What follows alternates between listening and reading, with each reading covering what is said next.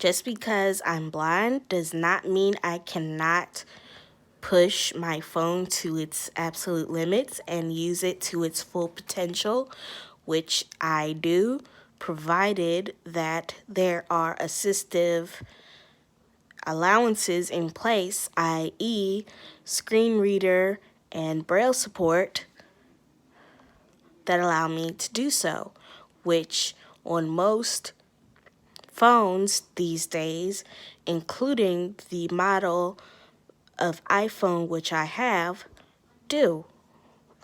My phone is my friend. My phone is my play toy.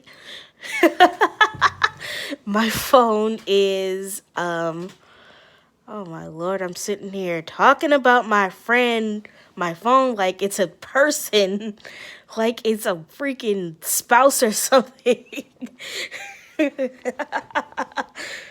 If I was a songsmith, I wouldn't be surprised if I didn't write a I wouldn't be surprised if I wrote a love song about it by now. My phone is my gaming console. My phone, not only does it have the ability to connect to assistive devices, but for a person like me who is blind and for other people who have varying degrees of abilities and disabilities, it is the assistive device. Like with apps such as Seeing AI, you can scan documents and read money and read the barcodes off of boxes and get recipes and whatnot. It's my TV. I barely watch mainstream TV. I have barely any need to watch mainstream TV.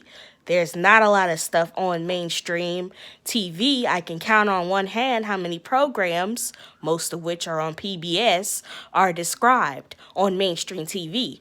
Well, if I could count all the wonderful streaming services out there available on the net that have described programs, I would need to be an octopus. And these are some of the reasons that I love my phone. And plus the fact that, well, it is as powerful, if not more powerful, given the circumstances of what a phone is, than a traditional desktop or laptop computer. A phone can collaborate very well with a desktop or laptop computer, whether it be Windows, Mac, or Linux. Let's say, for example, today versus years ago when they were just trying these types of technologies with, like, I don't know, note takers. Or for you sighties out there, personal data assistants. Ooh, we're on our way to the future. Yeah, let's say that you had a personal data assistant. A couple of the following circumstances could apply to you. Let's say 15 years ago. Let's say 15 years ago. So let's see, it's 2021 now, so 15 years ago would be, I don't know, 2006. Okay, so yeah, things were pretty advanced in 2006, so let's -3 and go to 2003.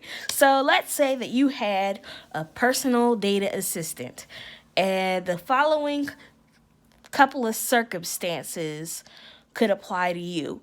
You could have a device where you could only beam data into it and view the data on the go, like an ebook or, well, I don't know, your list of calendar appointments.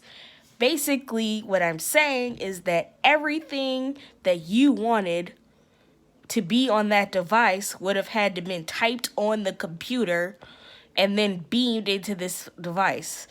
If you're lucky, and if wireless technology was available, it probably wasn't Bluetooth. It was probably that infrared crap, and it was probably very buggy and or cumbersome, to say at best. It was buggy and clunky and cumbersome at best. Now, notice I said at best. So yeah. And then also, if you wanted to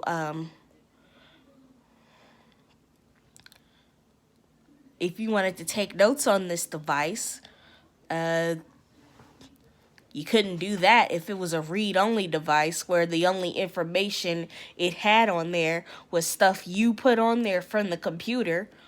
Or you could have a read and write device. And let's see. The touchscreen probably would not have been as advanced and as intuitive as they are today. Let's see. The third-party software probably would have been a pain in the behind to use. Again, if you had a model that did do wireless, it probably wasn't Bluetooth. If it was, you were lucky and rich, cause quite frankly, anything wireless back then that did work correctly, you probably had to be rich to have it. So yeah, again, it was probably that infrared crap, and again, buggy and cumbersome at best. Yeah, and it probably had one of those teeny weeny one keyboards where there was either touchscreen buttons or physical buttons so small that you had to hit them with a stylus, despite the fact that these were physical mechanical buttons, which makes no sense at all. But they wanted to be portable and they wanted to be handheld, so rather than having an on-screen keyboard on a screen that was already touchscreen, they put in one of those teeny weeny, worse than a BlackBerry keyboards. So yeah. Now let's fast forward nowadays. Let's say you have a document on your computer and you want to read it or edit it on your phone. Let's say you have a free service like Dropbox. You just copy and paste it to your Dropbox. No third-party software needed. You just use Windows Explorer for Dropbox. Copy and paste it to Dropbox. Wait I don't know, depending on how big this document is, like about a minute or so for it to upload. And then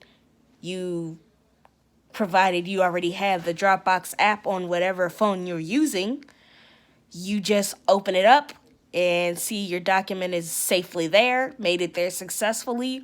Voila, now you can read and or edit to your heart's little content. Hooray! Yay, the future is here. The future is here, my friends. Yay! And the only thing I don't like about my phone is when it goes dead, because you can't have fun with a dead phone.